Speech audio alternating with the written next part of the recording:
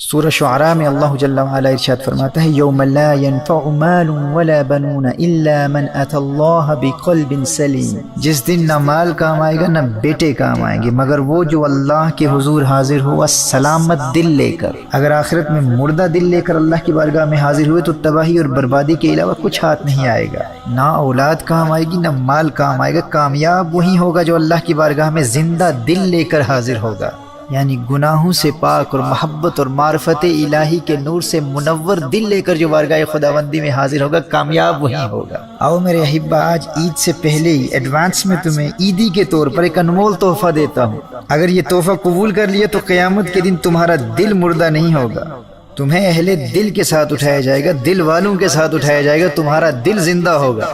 سنن ابن ماجہ کی حدیث ہے، میرے آقا صلی اللہ علیہ وآلہ وسلم نے ارشاد فرمایا، جس نے عیدین کی رات یعنی عید الاضحیٰ کی رات یا عید الفطر کی رات یعنی عید سے قبل رمضان المبارک کی آخری رات جس نے حصول ثواب کے لیے قیام کیا، اسے اللہ کیا مقام عطا فرمائے گا؟ اس دن اس کا دل مرے گا نہیں جس دن لوگوں کے دل مر جائیں گے۔ محترم احبہ، اگر آخرت میں قلب میت نہیں، مرا ہوا دل نہیں، زندہ دل لے کر اللہ کی بارگاہ میں حاضر ہونا چاہتے ہو تو چاند رات کی قدر کرو۔ جو اللہ کی عبادت اور یاد الہی کے ذریعے اس چاند رات کی قدر کرتا ہے تو پھر یہ چاند رات اس کے دونوں جہانوں کو چار چاند لگا دیتی ہے۔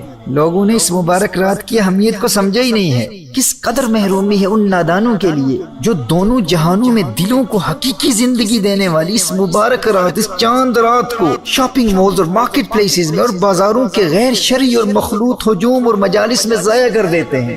انہیں اپنی محرومی کا اندازہ ہی نہیں ہے۔ حضرت عبداللہ ابن عباس رضی اللہ تعالیٰ عنہما سے مروی ہے کہ جب عید الفطر کی مبارک رات آتی ہے تو اسے لیلۃ الجائزہ یعنی انعام کی رات کہا جاتا ہے۔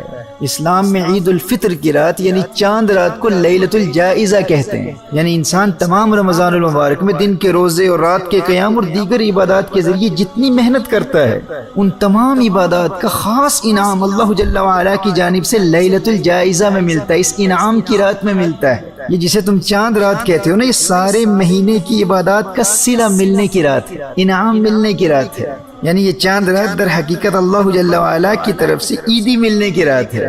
اس رات براہ راست اللہ کی بارگاہ سے عیدی ملتی ہے۔ اور عیدی کی ایک صورت یہ بھی ہے کہ اللہ جل وعلا اپنی معرفت کے طلبگاروں کے قلوب کو ایسا منور کر دیتا ہے کہ ان دلوں کی پھر کبھی موت واقع نہیں ہوتی، وہ اس دنیا میں بھی زندہ رہتے ہیں اور آخرت میں بھی زندہ رہتے ہیں۔ دیکھیے، جب عید آتی ہے نا تو لوگ اپنی اپنی حیثیت کے مطابق عیدی دیتے ہیں۔ کوئی خاندان کا بڑا شخص ہو، کوئی معروف شخص ہو، کوئی امیر یا کوئی سخی انسان ہو تو وہ اپنے مقام و مرتبے کے مطابق عام لوگوں کی بنسبت زیادہ عیدی دیتا ہے۔ تو بھائی اس کا کیا مقام ہوگا جسے اللہ کی بارگاہ سے عیدی ملتی ہو، جسے اللہ خود عیدی دیتا ہو۔ اب چھوٹے بچوں کو شوق ہوتا ہے نا کہ فلاں انکل گھر آئیں گے تو ہمارا اس وقت گھر میں موجود ہونا ضروری ہے کیونکہ ان سے بہت عیدی ملے گی۔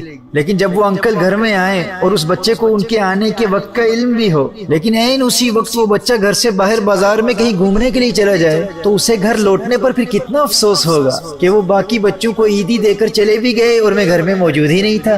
تو میرے دوستو، پھر اس سے بڑھ کر محروم کون ہے جو یہ جانتا ہے کہ اگر چاند رات اللہ کی عبادت میں گزار دی تو چاند رات اللہ کی رحمتیں اس کی عبادت گاہ میں اسے عیدی دینے کے لیے آئیں گی، لیکن یہ نادان انسان اسی چاند رات کو شاپنگ مالز میں، دوستوں یاروں کی فضول صحبتوں میں، بلکہ حرام کاموں میں برباد کر کے اللہ کی عیدی سے محروم رہ جاتا ہے۔